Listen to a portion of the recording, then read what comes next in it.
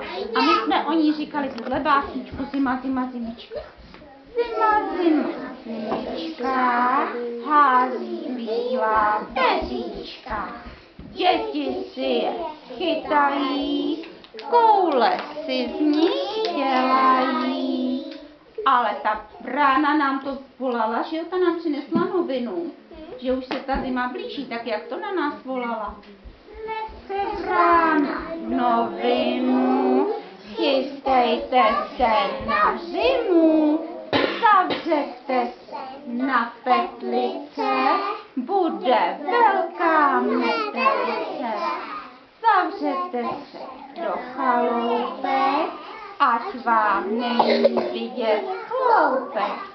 A tak všechny zvířátka utíkala za vrátka. Ale jak nám to ta vrána říkala, tak ona jí byla taková zima a volala na kamarádku, jak to volala?